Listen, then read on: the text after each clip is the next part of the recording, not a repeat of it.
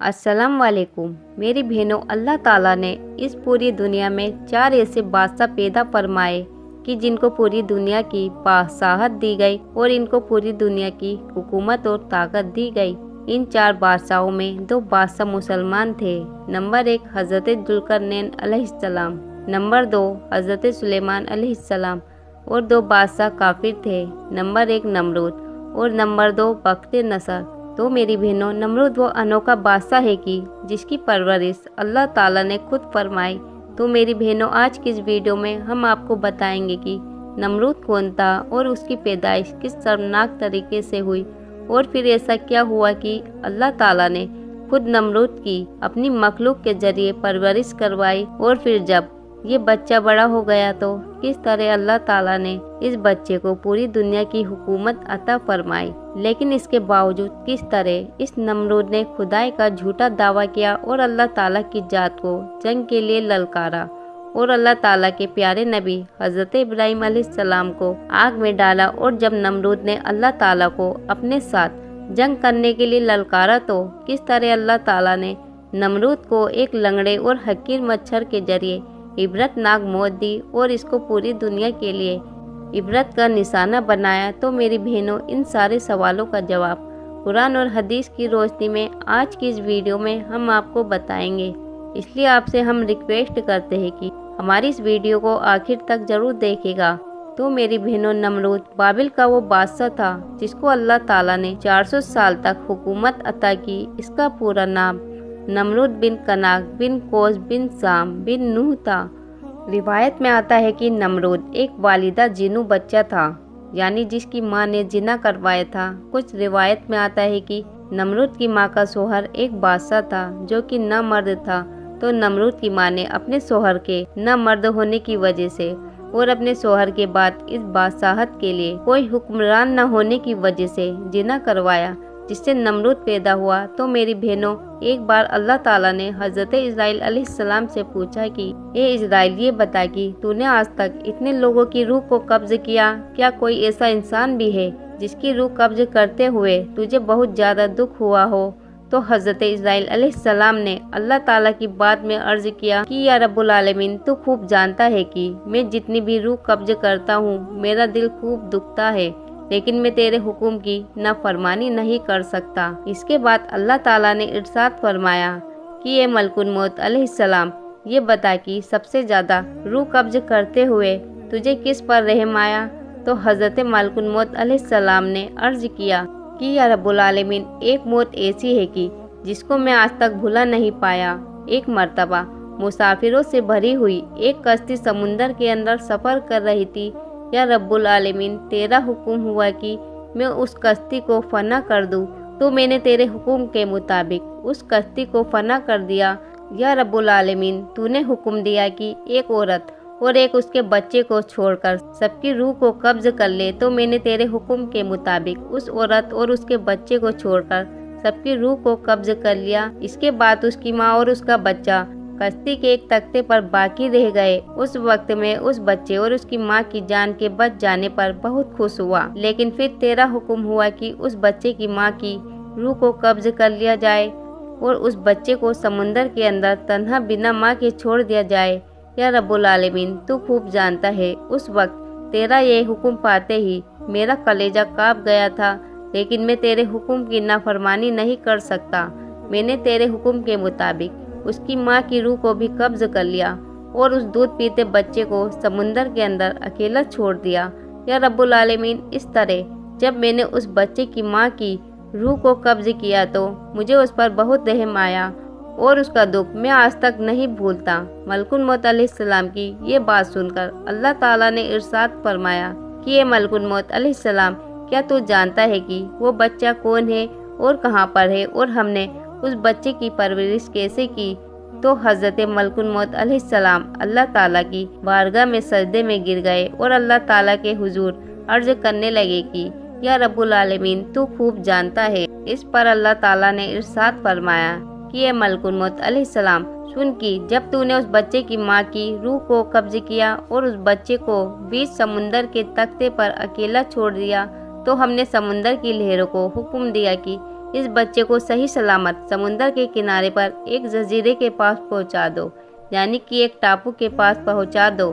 चुनाचे समुंदर की लहरों ने अल्लाह ताला के हुक्म के मुताबिक उस बच्चे को सही सलामत एक जजीरे यानी एक टापू पर पहुंचा दिया और उस टापू के अंदर अल्लाह ताला ने उस बच्चे की परवरिश का खूबसूरत इंतजाम किया। उस बच्चे के लिए एक खूबसूरत बिस्तर बनाया, उसके अगल बगल तरह तरह के फूल उगाए और तरह तरह के परिंदों को हुक्म दिया कि वो उस बच्चे के आसपास आकर रहे और चहचहा करे। और अल्लाह ताला ने सूरज को हुक्म दिया कि इस बच्चे को अपनी तेज धूप न पड़ने दे और हवा को हुक्म दिया कि इस बच्चे को कोई नुकसान न पहुंचाए।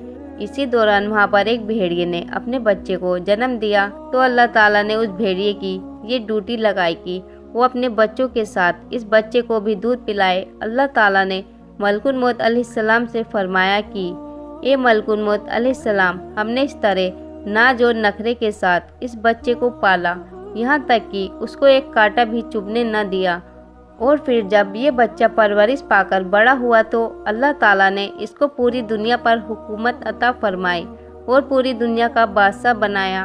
अल्लाह ताला ने मलकुल मौत अलैहिस्सलाम से इरशाद फरमाया कि ए मलकुल मौत अलैहिस्सलाम, तुम जानते हो कि वो बच्चा कहाँ पर है? तो मलकुल मौत अलैहिस्सलाम सजदे में गिर पड़े और अल्लाह ताला की बारगाह में अर्ज करने लगे कि या रब्बुल आलमीन, तू खूब जानता है। इस पर अल्लाह ताला ने इरशाद फरमाया कि ये मलकुल मौत अलैहिस्सलाम, अब वो बच्चा एक बहुत बड़ा बादशाह बन चुका है और उसने मेरी नेमतों को भुलाकर खुदाई का दावा कर दिया है।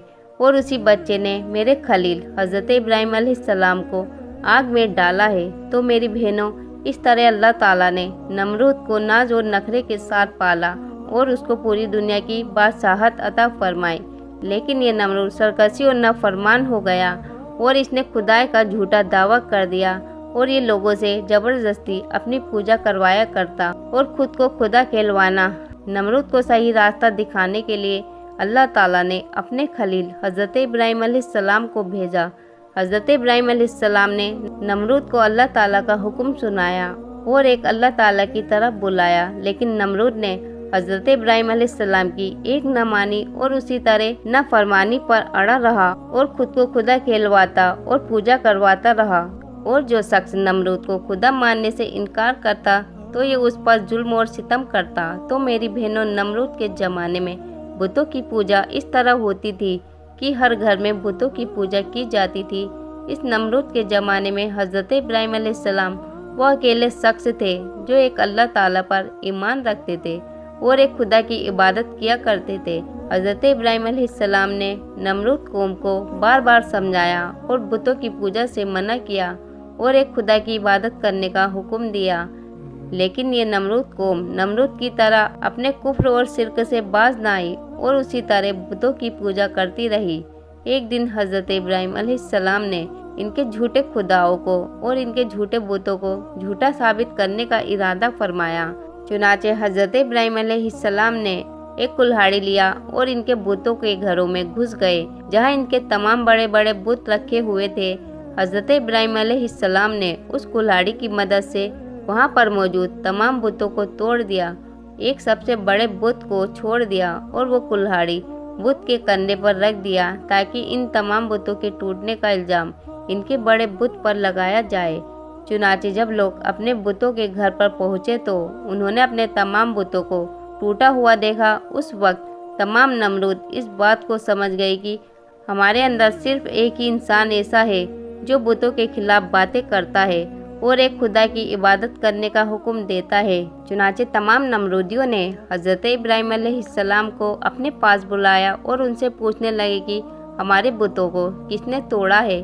तो हज़रत इब्राहिम अलैहिस्सलाम ने जवाब देते हुए इरशाद फरमाया कि अपने इस बड़े बुत से पूछो जो तुम्हारा सबसे बड़ा खुदा है, इसी ने तोड़ा होगा। अगर ये तुम्हारा सबसे बड़ा और सच्चा खुदा है तो ये तुम्हें ज़रूर बताएगा। इस तरह नमरूद हज़रत इब्राहिम अलैहिस्सलाम की ये बात सुनकर लाजवाब हो गया और उनके पास इस बात का कोई जवाब न था। इस पर हज़रत इब्राहिम अलैहिस्सलाम ने उनको तौहीद की दावत दी और हज़रत इब्राहिम अलैहिस्सलाम उन नमरूदियों से फरमाने लगे कि जब ये तुम्हारे झूठे खुदा अपनी हिफाजत खुद नहीं कर सकते हैं تو یہ تمہاری حفاظت کیسے کریں گے اور یہ تمہارے خدا کیسے ہو سکتے ہیں جو نہ دیکھ سکتے ہیں، نہ بول سکتے ہیں اور نہ ہی اپنی حفاظت کر سکتے ہیں۔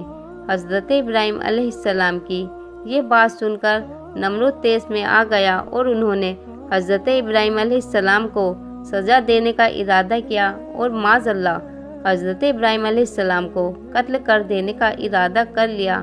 چنانچہ تمام نمرودی نمرود کے دربار میں جمع ہو گئے اور سارا واقعہ نمرود کو سنایا۔ نمرود یہ سارا واقعہ سن کر غصے سے لال ہو گیا اور کہنے لگا کہ حقیقی خدا تو میں ہوں، وہ کون ہوتا ہے ہمارے بتوں کو توڑنے والا اور میرے علاوہ کسی اور خدا کی عبادت کرنے والا۔ چنانچہ نمرود نے حضرت ابراہیم علیہ السلام کو ایسی سزا دینے کا ارادہ کیا کہ جس کے اتہاس میں کوئی مثال نہ ملے۔ چنانچہ نمرود نے حکم دیا کہ ایک خالی میدان کے اندر آگ جلائی جائے اور اس آگ کے اندر حضرت ابراہیم علیہ السلام کو ڈال دیا جائے اور معاذ اللہ ان کو قتل کر دیا جائے۔ چنانچہ نمرود کے حکم کے مطابق ایسا ہی کیا گیا۔ ایک خالی میدان کے اندر آگ جلائی گئی اور وہاں آگ اتنے بڑے میدان کے اندر جلائی گئی تھی اور وہاں آگ اتنی زیادہ تھی اس کے شعلے آسمانوں کو چھو رہے تھے۔ اس طرح جب وہ آگ جلا دی گئی تو حضرت ابراہیم علیہ السلام کو سزا دینے کے لیے بلایا گیا اور حضرت ابراہیم علیہ السلام کو دور سے کھڑے ہو کر ایک مشین کے ذریعے اس آگ کے اندر ڈال دیا گیا۔ جیسے ہی حضرت ابراہیم علیہ السلام اس آگ میں تشریف لائے تو اللہ تعالیٰ نے اس آگ کو حکم دیا کہ حضرت ابراہیم علیہ السلام پر ٹھنڈی اور سلامتی والی ہو جا۔ تو وہ آگ حضرت ابراہیم علیہ السلام پر ٹھنڈی اور سلامتی والی ہو گئی۔ حضرت ابراہیم علیہ السلام ارشاد فرماتے ہیں کہ میں جتنے دن آگ میں رہا اتنے دن میں اللہ تعالیٰ کی خاص فضل اور رحمتوں میں تھا، اور جتنا سکون مجھے اس آگ میں ملا اتنا سکون پہلے کبھی نہیں ملا تھا۔ چنانچہ حضرت ابراہیم علیہ السلام کئی دنوں تک اس آگ میں رہے اور بالآخر اللہ تعالیٰ کے حکم سے حضرت ابراہیم علیہ السلام کچھ دنوں کے بعد اس آگ سے زندہ واپس باہر آ گئے۔ یہ منظر دیکھ کر تمام نمرودی حیران رہ گئے، لیکن اس کے باوجود حضرت ابراہیم علیہ السلام نے اللہ تعالیٰ کا پیغام پہنچانا بند نہیں کیا اور آپ علیہ السلام نمرود کو اور نمرودیوں کو اللہ تعالیٰ کا پیغام پہنچاتے رہے اور ایک خدا کی عبادت کرنے کا حکم دیتے رہے۔ چنانچہ بار بار حضرت ابراہیم علیہ السلام کے دعوت حق دینے سے نمرود تنگ آ گیا اور بالآخر پوچھنے لگا کہ بتا تیرا خدا کون ہے؟ تو حضرت ابراہیم علیہ السلام نے ارشاد فرمایا کہ میرا خدا وہ ہے جو زندگی اور موت دیتا ہے۔ حضرت ابراہیم علیہ السلام کی یہ بات سن کر نمرود ہنسنے لگا اور حضرت ابراہیم علیہ السلام سے کہنے لگا کہ یہ کون سی بڑی بات ہے، یہ تو میں بھی کر سکتا ہوں۔ اس کے بعد نمرود نے 2 قیدیوں کو بلایا جن کو سزائے موت ہو چکی تھی، اور ان قیدیوں کو تمام لوگوں کے سامنے بلا کر خود نے ایک کو قتل کر دیا اور ایک کو آزاد کر دیا۔ اور اس طرح نمرود حضرت ابراہیم علیہ السلام سے کہنے لگا کہ دیکھو میں نے ایک کو زندگی دے دی اور ایک کو موت دے دی۔ اس طرح نمرود حضرت ابراہیم علیہ السلام کے سامنے باطل دلیلیں پیش کرنے لگا۔ اس کے بعد حضرت ابراہیم علیہ السلام نے نمرود کے سامنے اس کی عقل کے مطابق دلیل دی۔ حضرت ابراہیم علیہ السلام نے ارشاد فرمایا کہ میرا خدا وہ ہے جو سورج کو پورب سے نکالتا ہے اور پچھم میں ڈباتا ہے۔ اگر تو سچا خدا ہے تو سورج کو پچھم سے نکال کر دکھا۔ حضرت ابراہیم علیہ السلام کی یہ بات سن کر نمرود لاجواب ہو گیا اور اپنی پوری قوم کے سامنے ذلیل اور رسوا ہو گیا۔ اس طرح جب نمرود حضرت ابراہیم علیہ السلام کی بات کا جواب نہ دے سکا تو اس وقت وہ غرور اور تکبر میں آ کر حضرت ابراہیم علیہ السلام سے کہنے لگا کہ اگر تیرا خدا سچا ہے تو اس کو بول میرے ساتھ جنگ کرے۔ جیسے ہی نمرود نے یہ بکواس کی تو حضرت جبریل علیہ السلام فوراً اللہ تعالیٰ کا حکم پا کر حضرت ابراہیم علیہ السلام کی بارگاہ میں پہنچے اور حضرت ابراہیم علیہ السلام کی بارگاہ میں عرض کرنے لگے کہ اللہ تعالیٰ کا لشکر جنگ کے لیے تیار ہے۔ حضرت جبریل علیہ السلام کی یہ بات سن کر حضرت ابراہیم علیہ السلام نے نمرود سے کہا کہ اللہ تعالیٰ کا لشکر جنگ کے لیے تیار ہے۔ نمرود یہ بات سن کر حضرت ابراہیم علیہ السلام سے کہنے لگا کہ مجھے 3 دن کی مہلت دی جائے تاکہ میں جنگ کی تیاری کر سکوں۔ چنانچہ اللہ تعالیٰ کے حکم کے مطابق نمرود کو 3 دن کی مہلت دے دی۔ نمرود کیونکہ پوری دنیا کا بادشاہ تھا नमरूद ने पूरी दुनिया से बड़े बड़े जंगजुओं को जमा किया और खतरनाक हथियारों को जमा किया। इन 3 दिन के अंदर जब नमरूद ने पूरी दुनिया से एक बहुत बड़ी फौज जमा कर ली और अपनी तैयारी पूरी कर ली तो नमरूद ने 3 दिनों के बाद हजरत इब्राहिम अलैहिस्सलाम को गुरूर और तकब्बुर के साथ ललकारने लगा और हजरत इब्राहिम अलैहिस्सलाम से कहने लगा कि मेरा लश्कर जंग के लिए तैयार है, अपने रब से कहो कि अपना लश्कर भेजे और मेरे साथ जंग करे। चुनाचे जैसे ही नमरूद ने अल्लाह ताला की जात को जंग के लिए ललकारा तो हजरत इब्राहिम अलैहिस्सलाम ने अल्लाह ताला की बारगाह में दुआ की तो अल्लाह ताला ने देखते ही देखते मच्छरों की एक फौज को भेजा, जिन मच्छरों की तादाद इतनी ज़्यादा थी कि वो पूरे आसमान पर फैल गए, यहाँ तक कि सूरज की रोशनी भी दिखाई न दे रही थी। और वो मच्छर नमरूद फौज का सारा खून पी गए और सारा गोश्त खा गए। उस वक्त नमरूद फौज की हर तरफ हड्डियां ही हड्डियां बाकी रह गई। ये खतरनाक मंजर देखकर नमरूद अपने महल की तरफ भागा और अपनी बीवी के कमरे में छुप गया। इसी बीच एक लंगड़ा मच्छर नमरूद के महल में घुसा। नमरूद उस मच्छर को देखकर अपनी बीवी से कहने लगा कि ये वो मखलूक है जिसने मेरी फौज को तबाह और बर्बाद कर दिया है। नमरूद अभी ये कह ही रहा था कि वो मच्छर नमरूद की नाक में घुस गया और उसके दिमाग में जाकर बैठ गया और उसके दिमाग को चाटने लगा। जब वो मच्छर नमरूद के दिमाग को चाटता तो नमरूद को इतनी तकलीफ होती कि वो अपने सर को दीवारों पर मारता। इसी तरह वो लंगड़ा मच्छर कई दिनों तक नमरूद के दिमाग में रहा और उसके दिमाग को चाटता रहा। नमरूद के सर में दर्द की शिद्दत की वजह से वो अपने सर को दीवारों पर मारता रहता, यहाँ तक कि अल्लाह ताला ने खुदाई का दावा करने वाले और अल्लाह ताला की जात को जंग के लिए ललकारने वाले नमरूद को इबरतनाक मौत दी और नमरूद अपने सर को दीवारों पर मारता मारता हलाक हो गया। इस तरह अल्लाह ताला ने पूरी दुनिया पर हुकूमत करने वाले सबसे बड़े बादशाह को एक हकीर और लंगड़े मच्छर के हाथों कत्ल करवाया, उसको पूरी दुनिया के लिए इबरत का निशाना बना दिया। अल्लाह ताला से दुआ है कि अल्लाह ताला हमें अपनी बारगाह में आजीजी और इंकिसारी के साथ ज़िंदगी गुजारने की तौफीक अता फरमाए और हमें उन तमाम तर बुराइयों से बचाए जिन बुराइयों के अंदर मुब्तला होकर पहली कौम हलाक हुई और अल्लाह ताला के अजीब की मुस्तक़ करार पाए। तो मेरी बहनों फिलहाल के लिए इस वीडियो में इतना ही। मिलेंगे इंशाअल्लाह ताला अगली वीडियो में। अस्सलाम वालेकुम, अल्लाह हाफिज़।